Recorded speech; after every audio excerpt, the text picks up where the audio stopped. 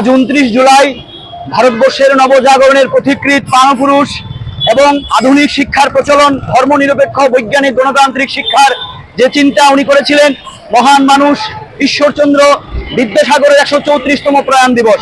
আমরা সারা দেশব্যাপী যথাযোগ্য মর্যাদার সহিত এআইডিএসও ছাত্র সংগঠন, এআইডিআইও যুব সংগঠন, এআইএমএসএস যৌথভাবে সারা দেশব্যাপী এই দিনটি পালন করছি।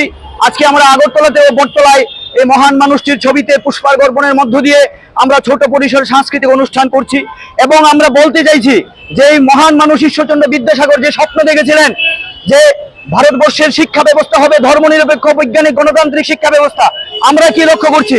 আপনারা জানেন 2020 সালে আমাদের ভারতবর্ষে এই আজকের দিনে 29 জুলাই 2020 জাতীয় শিক্ষানীতি 2020 চালু করেছে এনইপি, ন্যাশনাল এডুকেশন পলিসি। যে শিক্ষার যে মর্মবস্তু সেটাকে সম্পূর্ণভাবে ধ্বংস করে শিক্ষাকে এক প্রকার প্রাইভেটাইজেশনের দিকে নিয়ে সম্পূর্ণভাবে শিক্ষাকে ধ্বংসের পরিকল্পনা করেছে। আজকে আমরা তার বিরুদ্ধে আওয়াজ তুলছি যে ভারতবর্ষের শিক্ষা ব্যবস্থাকে বাঁচাতে হলে আজকে ঈশ্বরচন্দ্র বিদ্যাসাগরের যে স্বপ্ন, সেই স্বপ্নকে পাথেয় করে ছাত্র যুব সমাজ আজকে আন্দোলন করা দরকার। আমরা আজকে কি লক্ষ্য করছি? আজকে স্কুল শিক্ষা ধ্বংসের পথে। আপনারা জানেন রাজ্যে 500-র উপরে স্কুল বন্ধ করে দিচ্ছে, তাহলে গরিব ঘরের ছেলেমেয়েরা তাদের শিক্ষা ব্যবস্থা কি হবে?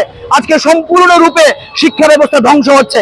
অথচ বিদ্যাসাগর মশাই চেয়েছিলেন যে ভারতবর্ষের শিক্ষা ব্যবস্থা সকলের জন্য সমানভাবে হোক, কিন্তু আজকে আমরা লক্ষ্য করছি যে সমস্ত রূপে শিক্ষার যে একের পর এক শিক্ষারূপে আক্রমণ নামিয়ে আনছে এই সমস্ত রাজনৈতিক দল এবং সরকারগুলো। এআইডিএসও ছাত্র সংগঠন সারা দেশব্যাপী জাতীয় শিক্ষানীতি 2020-কে বাতিল করার জন্য, সমস্ত স্কুলে শিক্ষক নিয়োগ, এই যে বিদ্যাজ্যোতি প্রকল্পকে বাতিল করার জন্য আমাদের আন্দোলন চলছে রাজ্যব্যাপী। সেই আন্দোলনকে সফল করার জন্যই আমরা এবং আজকে এই বিদ্যাসাগরের প্রতি যথার্থ শ্রদ্ধা জ্ঞাপনের মধ্য দিয়ে আমরা অঙ্গীকার পালন করছি যে আমরাও এই শিক্ষাকে বাঁচানোর জন্য সকলে এগিয়ে আসা দরকার।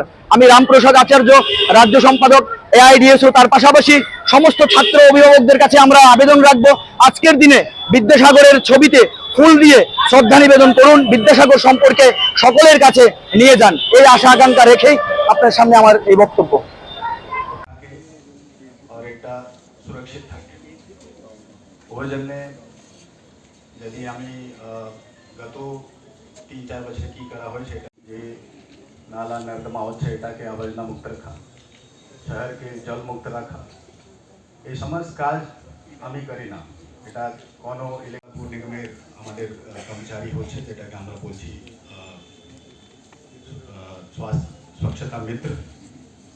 एवं आगे माननीय मेयर पारिषद श्री उदय भास्कर चक्रवर्ती महोदय, मंच उपस्थित अधिकर्ता नगर उन्नयन दफ्तर श्री रजत पंत महोदय एवं उपस्थित एडिशनल कमिश्नर, हमारे माननीय एवं माननीय कॉर्पोरेटर्स, स्कूल स्टूडेंट्स एवं हमारे जे अगरतला पूर निगमेर যতজন हमारे पूर निगम इलाकाয় যে যতগুলি কাজ হয় ওর থেকে সবচেয়ে বেশি গুরুত্বপূর্ণ কাজ হচ্ছে এই শহরের পরিষ্কার পরিচ্ছন্ন।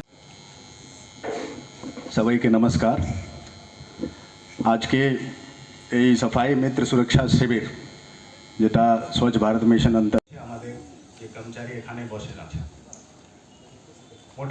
म्युनिसिपल कमिश्नर महोदय IAS doctor Shailesh Kumar Yadav sir के सर